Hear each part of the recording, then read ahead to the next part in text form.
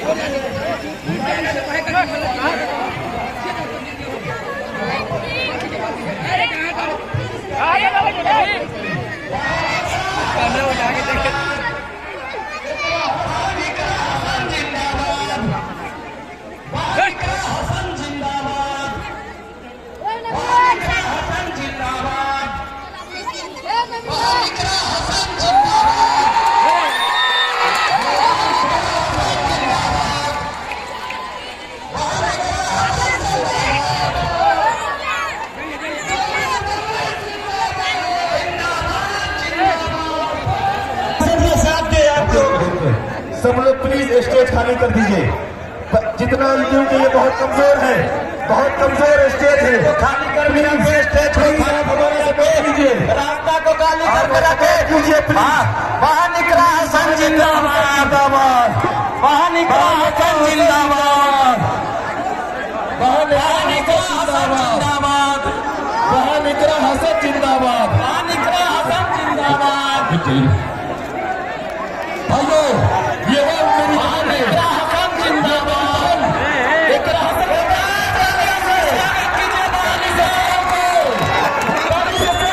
मेरे भाई का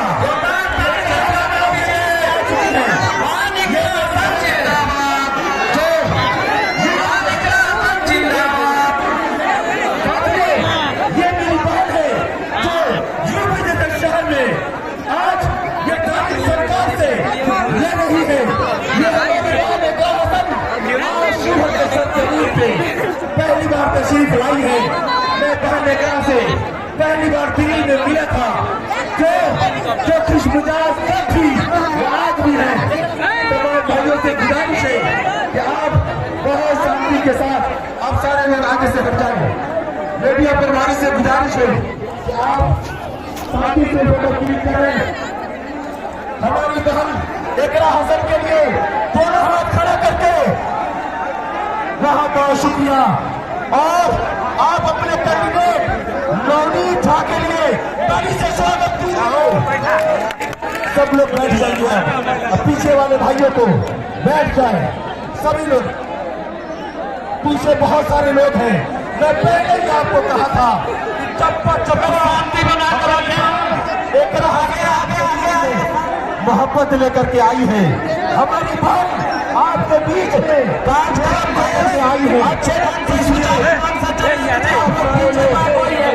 पीछे बैक होते जाइए, पीछे बैक होते जाइए, बैठ जाए। पुलिस प्रशासन का आप लोग सहयोग कीजिए, पुलिस प्रशासन का आप लोग सहयोग कीजिए, आप लोग पीछे दबते जाइए।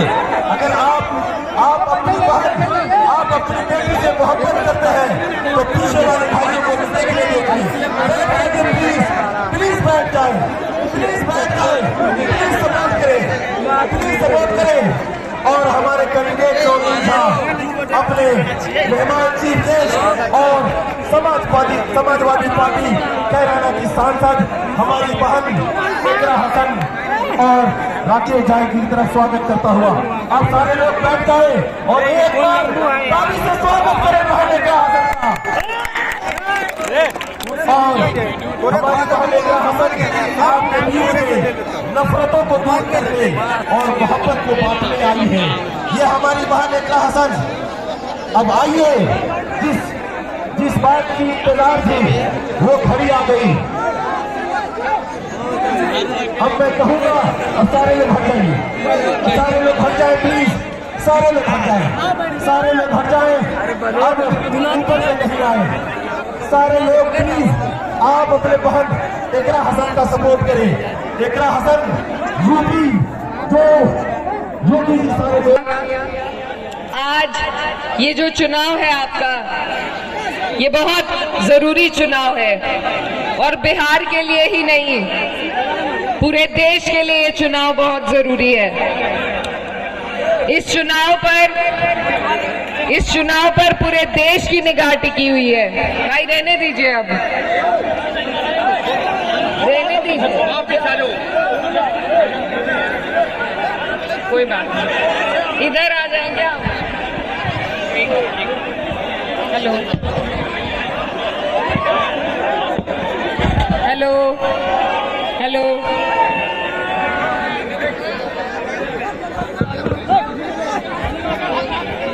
ये चुनाव, इस पर पूरे देश की नजर टिकी हुई है।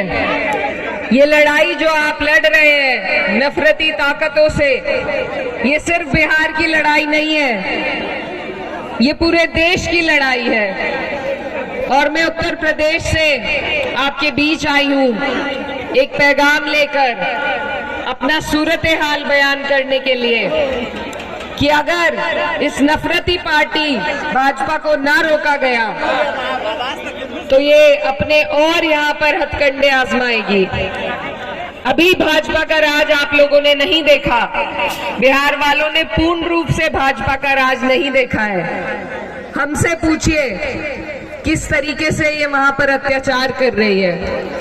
10 साल से जुल्म और जाति यूपी वालों पर ढा रखी है इन्होंने। हम अगर कुछ कह दें तो हम पे झूठे मुकदमे हो जाते हैं, कोई विरोध की बात कर दे उस पर झूठे मुकदमे लगाए जाते हैं, गैंगस्टर एक्ट लगाई जाती है, हमारे रोजगार छीने जा रहे हैं, हमारे घरों पे बुलडोजर चल रहे हैं। और यहाँ तक कि अगर हम ईद की भी नमाज अपनी पढ़ लें तो वो भी चैन से पढ़ने की हमें इजाजत नहीं है, उसके लिए भी हमें मुकदमे झेलने पड़ते हैं।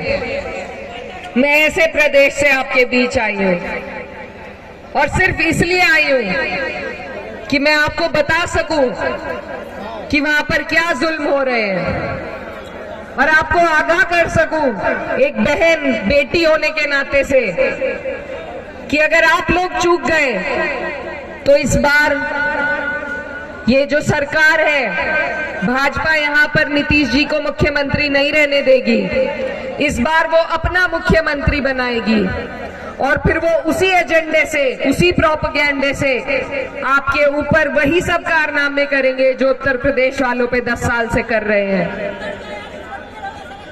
लेकिन मैं ऐसा नहीं चाहती कि आपको वो दिन देखने पड़े जो हम रोज झेल रहे हैं। हम एक एक दिन को गिन रहे हैं कि कब ये मौका हमारे पास आए और हम इस सरकार को बदल सके। आज ये मौका आप सबके पास है।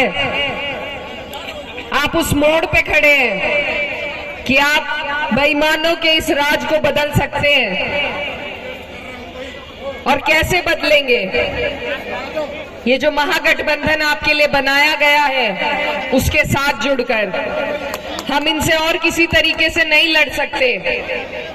इनके जुल्म का बदला हम सिर्फ वोट की ताकत से ले सकते हैं। और ये जो वोट है इसकी ताकत आज आपके पास है, कल को कोई गारंटी नहीं कि आपके पास इस ताकत को रहने देंगे या नहीं। इनके मंसूबे सही नहीं है, इनके इरादे सही नहीं है। ये आप पर एफआईआर लगा रहे हैं, आपको घुसपैठिए बता रहे हैं। आप कैसे सबूत देंगे? अपनी शिनाख्ती का सबूत कैसे देंगे?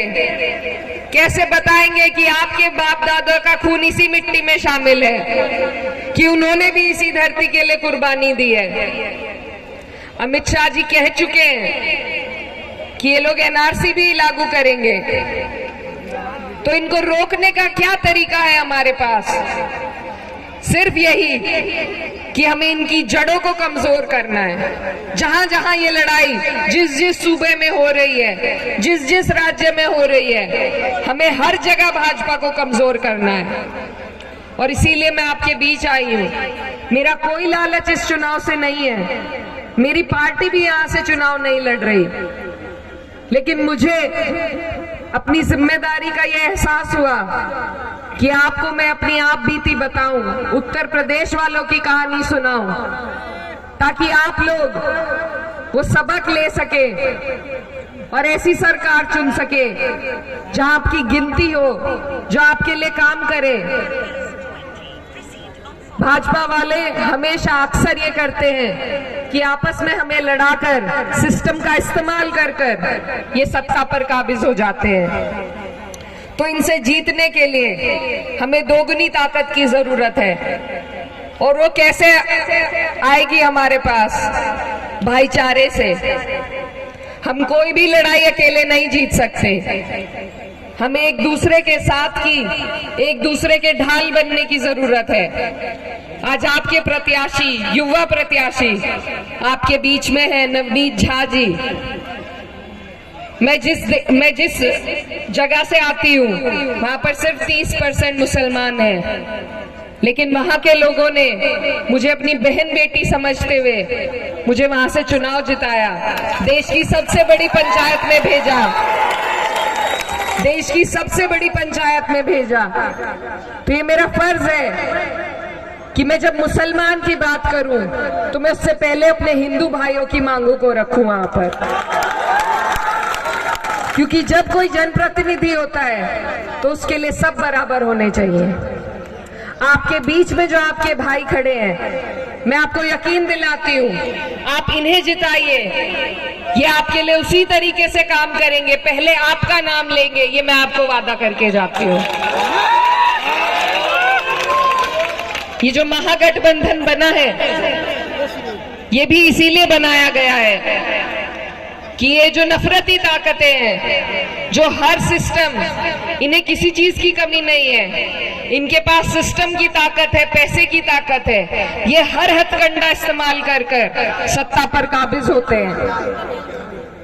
इनका तोड़ लाने के लिए ये गठबंधन बनाया गया है।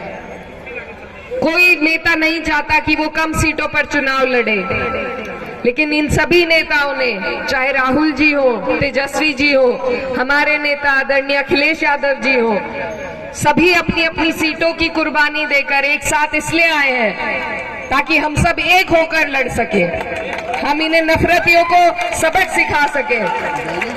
आज अगर हमने इस गठबंधन का साथ ना दिया, मजबूती इसको नहीं दी, तो कल को हमारे लिए लड़ने वाला कोई नहीं मिलेगा हमें।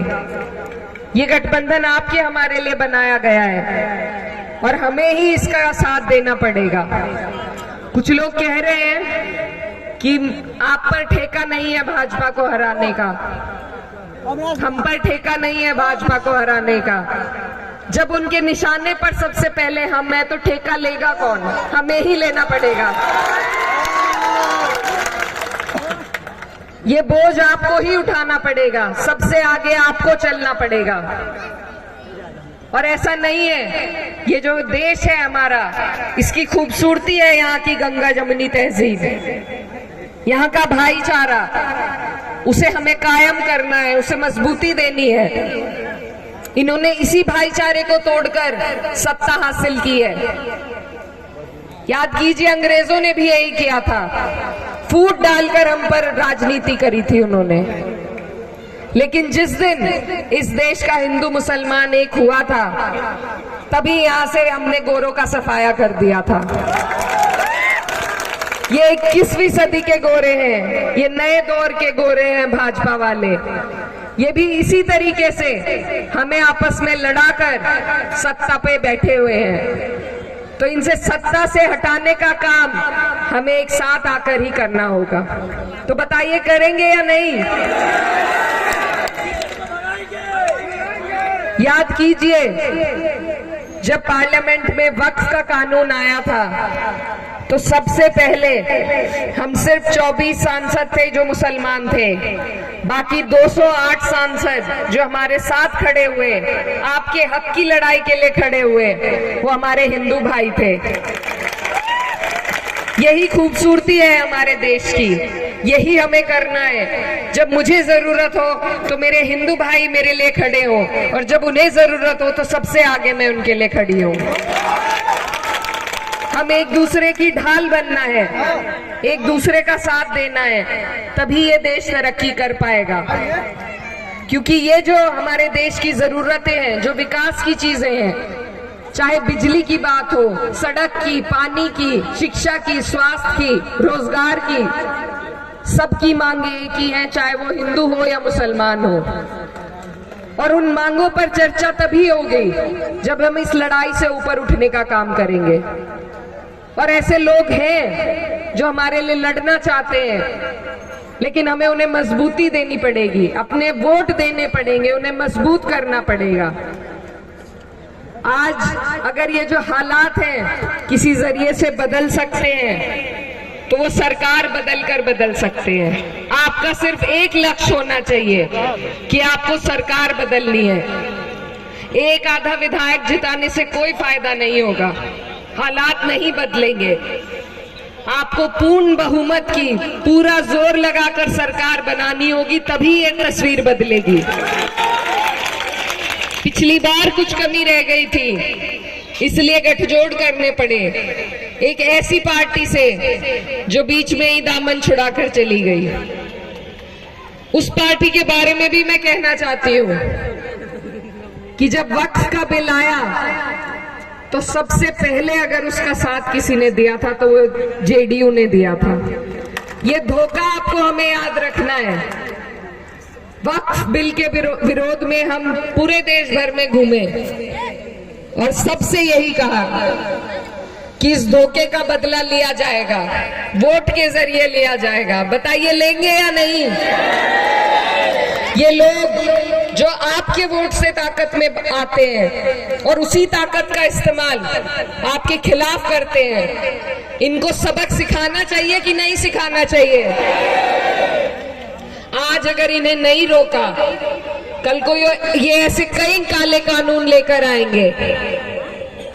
और ये खेल जो है राजनीति का, ये आंकड़ों का खेल है, नंबरों का खेल है। अगर हमारे पास